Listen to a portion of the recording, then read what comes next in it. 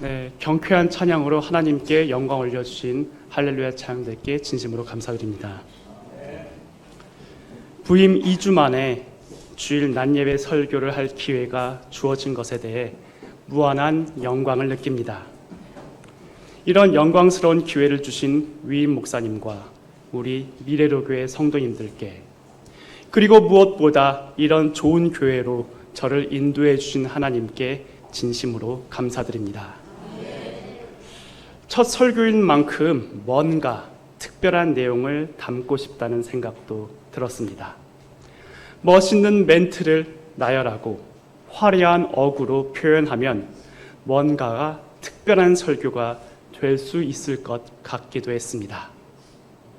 그러나 이 부족한 저를 목회자로 세우신 하나님을 바라보며 저의 인간적인 욕심을 벗겨내고 또 벗겨내니 저의 입술과 마음과 영으로 고백하게 되는 설교의 주제는 오직 한 분, 예수 그리스도만 남게 되었습니다. 그래서 늘 그래왔듯이 오늘 함께하고자 하는 설교도 바로 예수님에 관한 것입니다. 2025년이 이제 3달도 남지 않았습니다. 올 한 해를 돌아보니 참으로 기쁨과 감사가 넘치는 나날이었다라는 고백이 여기 계신 모든 분들께 있기를 소망하지만, 안타깝게도 지금의 현실은 마냥 아름다워 보이지만은 않습니다. 정치, 경제, 사회, 환경, 어느 분야를 보더라도 걱정과 염려만이 앞설 뿐입니다. 우리 개인의 삶 또한 마찬가지인 것 같습니다. 저는 이 예배 자리에 계시는 우리 미래로 교회의 성도님들 모두의 삶이 언제나 평안하고 행복하기를 간절히 소망하지만, 내 인생 엄청 즐겁다, 어려움이나 근심은 내 인생에 전혀 없고 사는 게 하루하루가 행복만이 넘친다 라고 느끼시는 분들은 그다지 많지는 않은 것 같습니다. 오히려 우리 삶 가운데는 때로는 공허하고 때로는 슬프며 고통스러운 순간이 더 많은 게 사실입니다. 사랑하는 가족, 자녀, 배우자를 위해 내 모든 것을 바쳐서 일생 동안 헌신했는데 나의 헌신이 부정당하는 것 같을 때, 악착같이 재산을 모았는데 순간의 사기나 실수로 인하여 그 재산을 모두 잃어버리게 되었을 때, 빛나지는 않았지만 최선을 다해 살았다고 자부해 왔는데 자존감이 무참히 짓밟히는 순간이 직면하게 될 때, 우리의 마음은 사공이 떠나버린 텅 빈 배처럼 쓸쓸하고 허전하며 고독 속에 허덕일 것입니다. 안타깝지만 모든 수험생들이 열심히 공부하더라도 원하는 대학에 입학하는 데 실패하는 경우들이 우리 삶에는 얼마든지 있을 수 있습니다. 청년들은 자격증을 많이 따고 공모전에도 최선을 다하더라도 간절히 바라는 직장에 취업하지 못하는 그런 안타까운 일이 또 우리 삶 가운데 얼마나 많이 벌어질 수 있습니까? 직장인들은 또 어떻습니까? 야근도 불사하며 그저 열심히 일해서 할당량을 채우며 실적을 올리더라도 정리해고의 대상이 될 수도 있습니다. 자영업자분들은 열심히 사업에 임했지만 부도가 나거나 폐업하게 되는 경우들도 얼마나 많습니까? 이렇게 내 최선의 노력이 무가치한 것으로 짓밟힐 때 절망 속에 허무함만 남게 됩니다. 신앙생활을 오래 한 우리는 이 경우 어떻게 해야 할지 머리로는 잘 알고 있습니다. 주님께 간절하게 부르짖고 우리의 상한 마음을 주님께 아뢰면 회복의 역사가 일어날 것이라는 점을 말입니다. 그런데 제가 감히 여러분께 묻고자 합니다. 진짜로, 정말로 그렇게 되던가요? 우리 마음이 텅 비어버린 배처럼 극도의 슬픔과 허망함만이 가득 찼을 때 주님께 기도했더니, 주님께 아뢰었더니 우리의 텅 빈 마음이 금세 회복되어 감사와 찬양으로 가득 차고 슬픔이 기쁨으로 금세 바뀌어서 인생이 술술 잘 풀리는 그런 삶만이 이어지던가요? 혹시 잘 안 되진 않았습니까? 마음이 너무 힘들어서 나의 심정을 눈물로 기도드리며 아뢰어도 주님의 음성은 도무지 들리지를 않고, 성경을 뒤적여도 내 마음을 따뜻하게 적셔주는 위로의 문구는 보이지 않으며, 찬양을 드려도 은혜롭지 않아서 내가 교회에 더 오는 게 맞나, 그런 식의 고민과 고통만이 내 마음에 가득 찬 순간이 있지는 않았습니까? 그래서 기도 대신 절규가 나오지는 않던가요? 주님, 어디 계십니까? 제 부르짖음이 도무지 들리지 않으십니까? 주님, 저 힘들어요. 저 아프다고요. 지금 도대체 듣고는 계십니까? 오늘 본문은 이렇게 고통과 슬픔에 몸부림치는 사람들을 위한 것이기도 합니다. 우리의 텅 빈 마음에 예수님께서 찾아오셔서 회복을 이루어가는 과정에 대해 묘사하고 있기 때문입니다. 오늘 본문을 함께 나눔으로써 참된 회복을 위해 하나님께서 우리의 마음을 두드리시며 우리를 세워가시는 과정을 나누고자 합니다. 본문 1절과 2절을 함께 읽겠습니다. 1절과 2절입니다.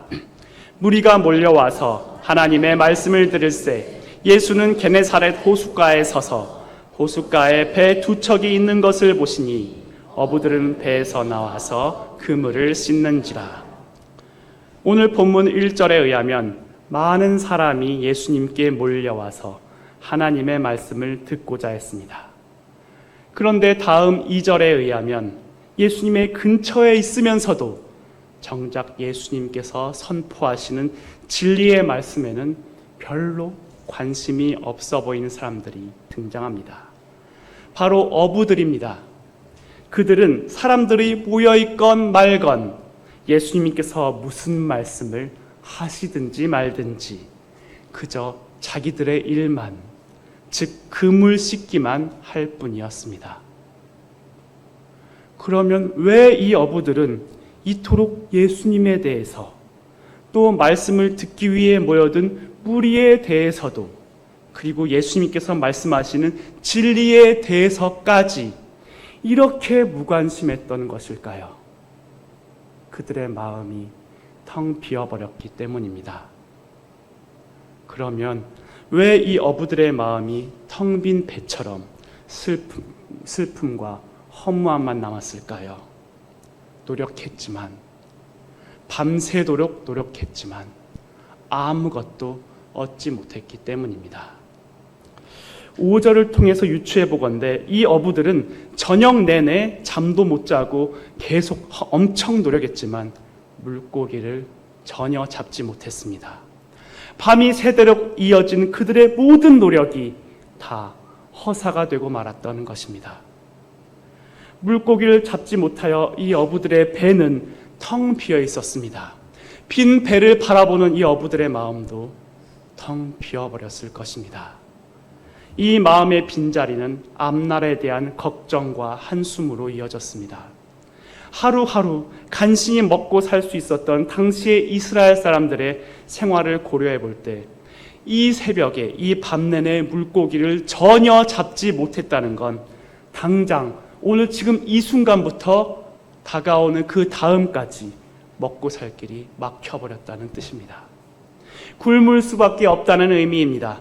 배를 타고 있던 어부들만 굶는 게 아니라 그들의 늙은 부모, 배우자, 자녀들까지 모두 굶주림을 면할 수 없는 심각한 상황입니다.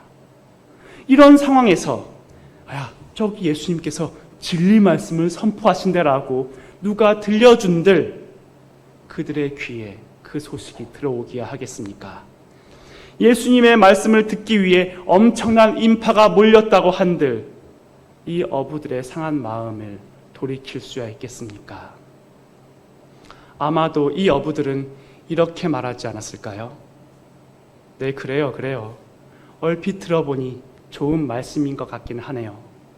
그런데요, 우리는 저녁 내내, 밤 내내 이 악물고 노력했는데 물고기 한 마리 못 잡았어요. 그래서 지금 굶게 생겼습니다. 굶어 죽게 생겼습니다. 우리에게 필요한 건 저런 거창한 말이 아니라 나와 소중한 가족을 굶주리면서 구할 따뜻한 식사 한 끼입니다. 당장 먹을 게 없어 굶을 수밖에 없는 우리에게 복음이니 진리니 하는 건 사치에 불과합니다. 정말로 하나님이 계신다면 우리를 굶어 죽지 않게 해주셔야 되는 거 아닙니까? 우리의 노력을, 이 밤새 내내 있었던 그 우리의 노력을 좀 알아주셔야 되는 거 아닌가요? 하나님이 계시다면 말이죠. 아마 이렇게 말하면서 하나님을 원망하며 복음이라는 건 배부른 자들의 허영이라고 생각했을지도 모릅니다. 이 시대를 너무나도 힘겹게 살아가는 많은 사람 또한 이 어부들과 달라 보이지 않습니다.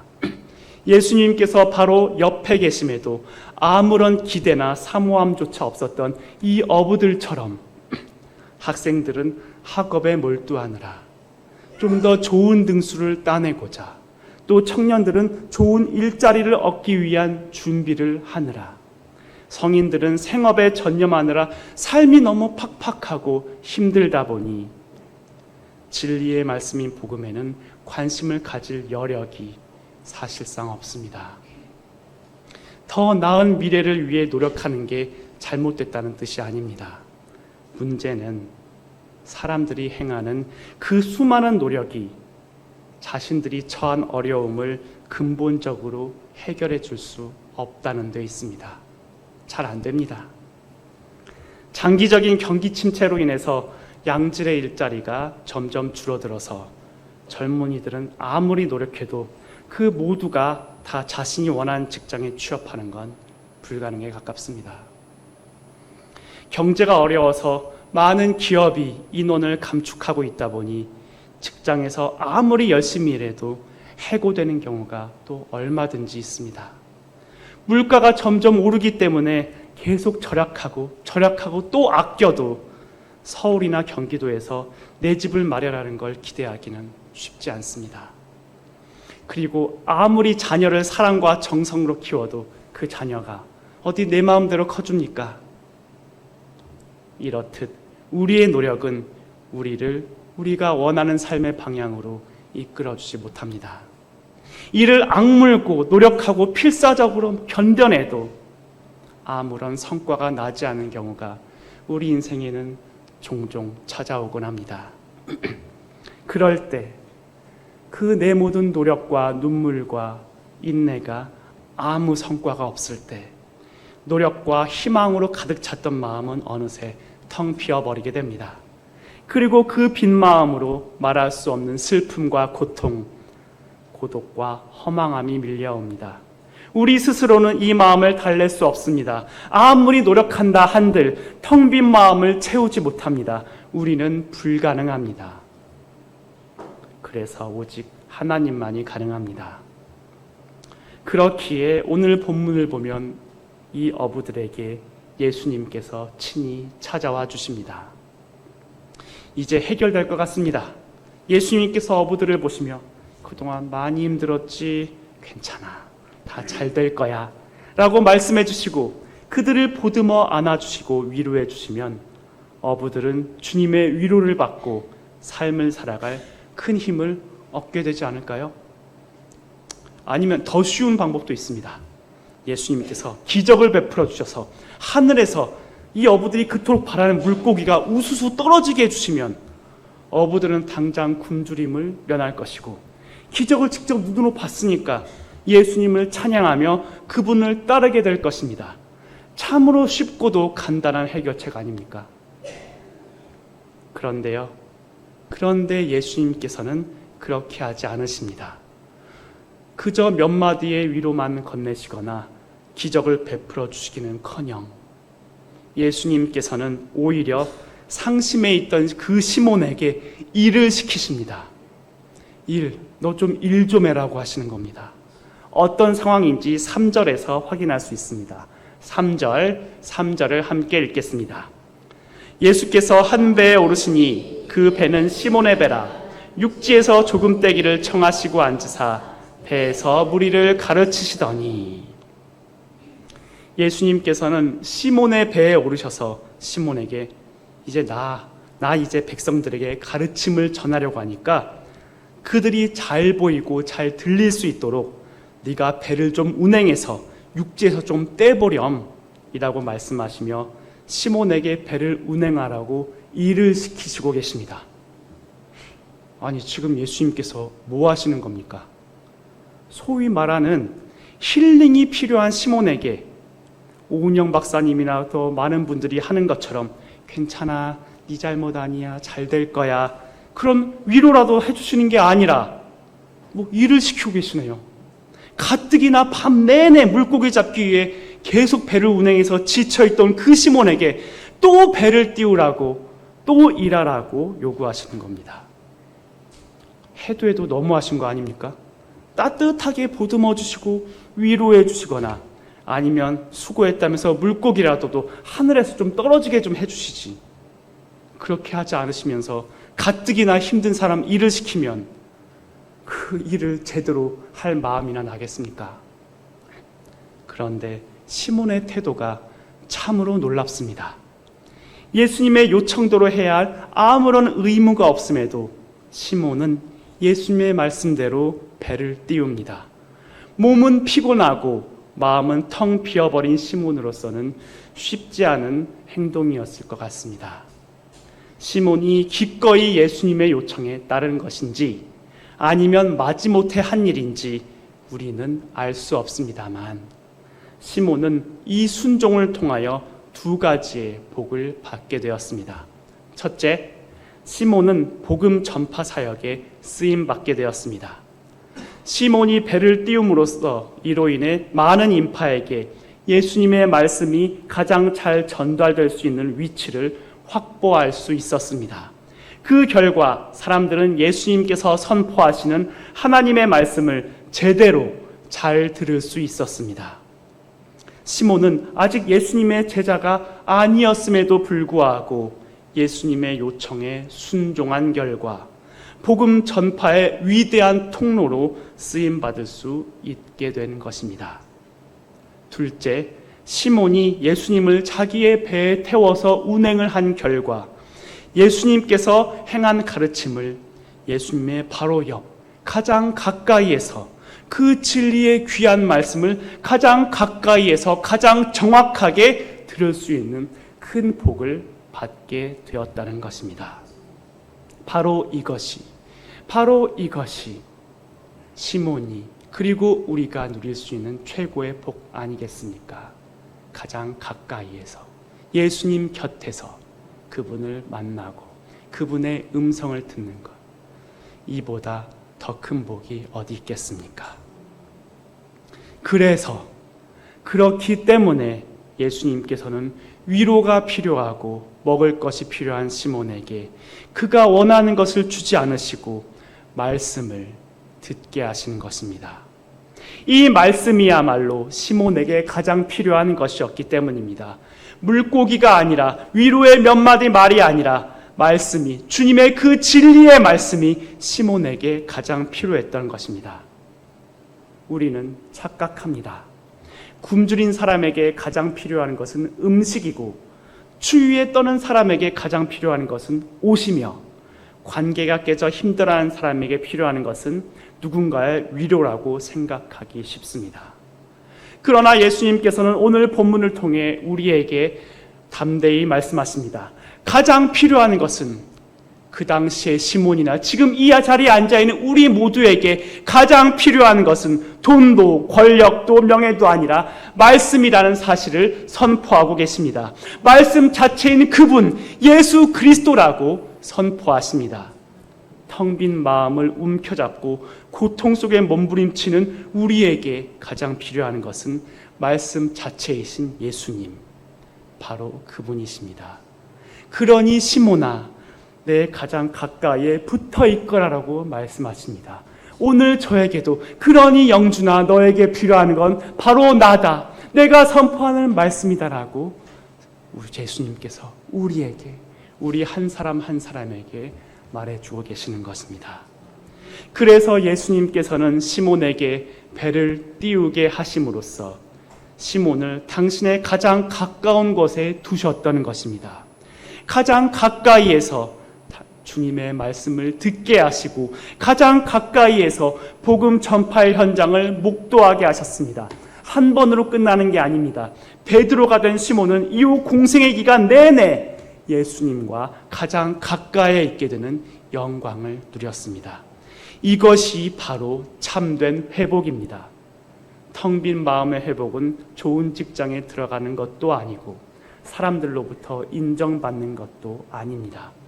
돈을 많이 버는 것도 아니고 자녀가 잘 되고 건강하게 되는 게 궁극적인 회복은 아닙니다.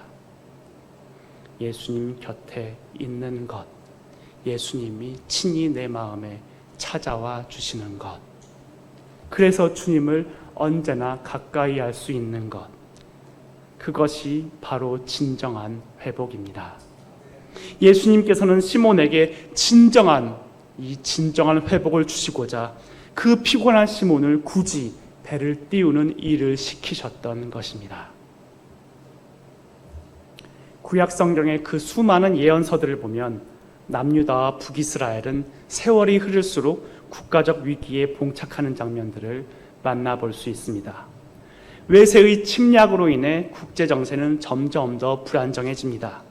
그런데도 권력자들은 백성을 착취하고 핍박하는 데만 오직 마음을 씁니다.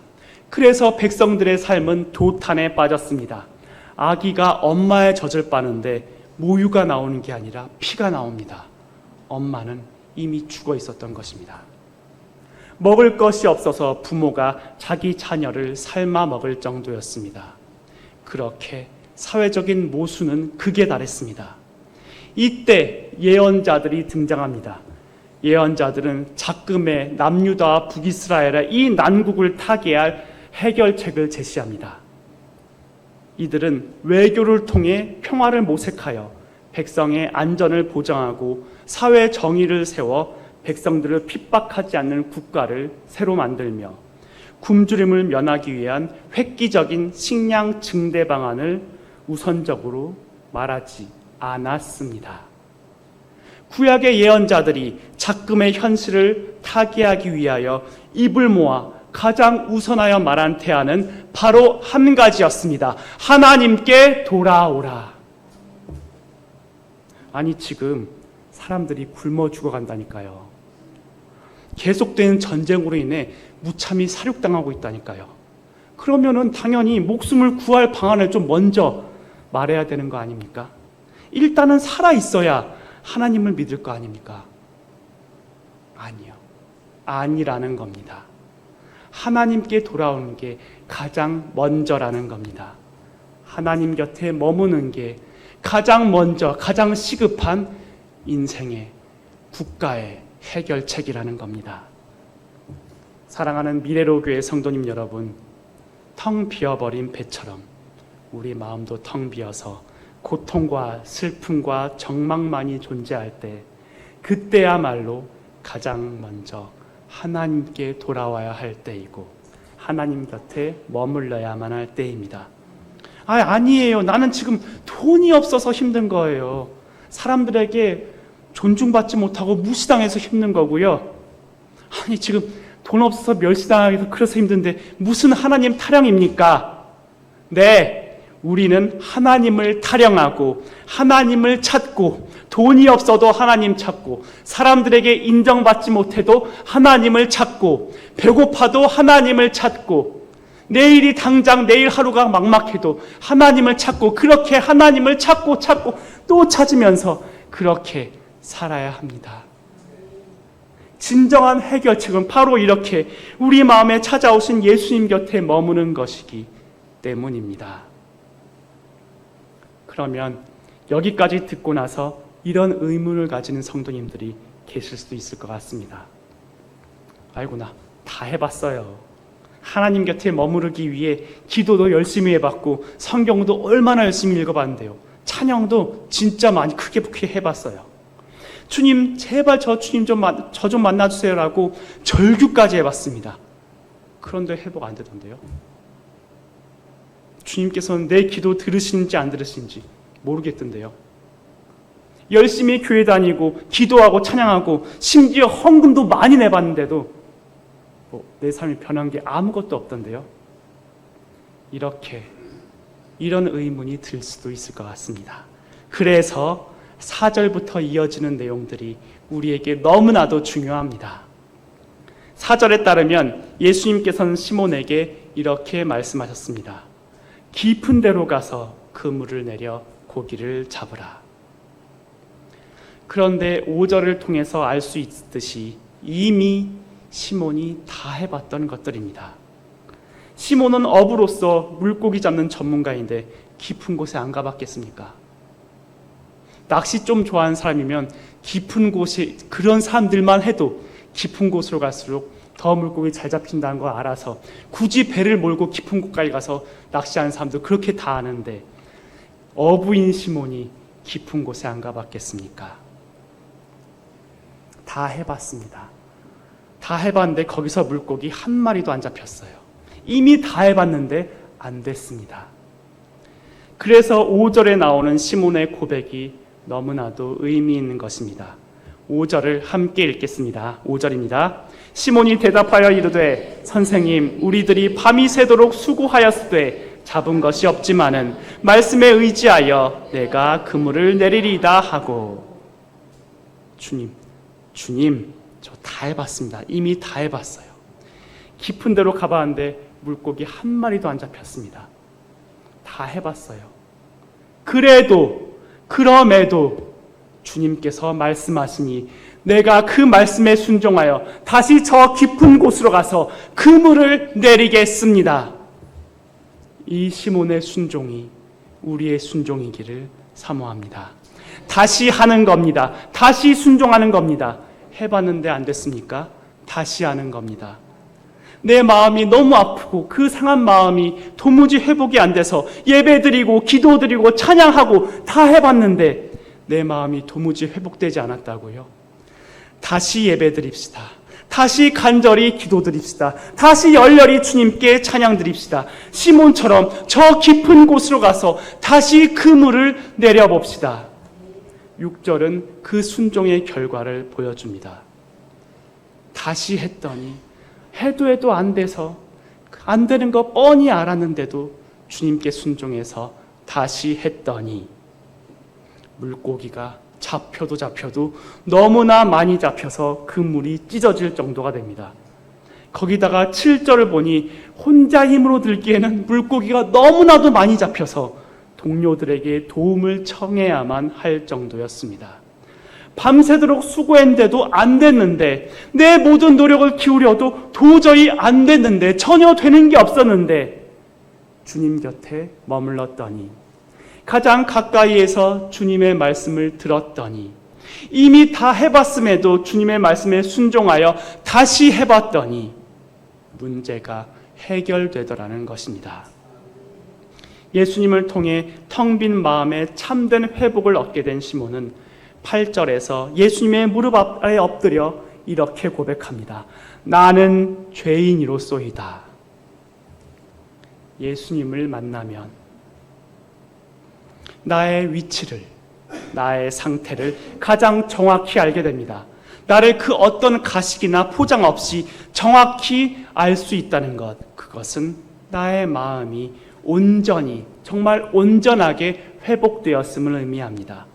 온전한 회복을 누린 사람만이 자신을 정확하게 볼 수 있기 때문입니다. 이렇게 시몬은 예수님을 만나서 온전하게 참된 회복에 이르렀습니다.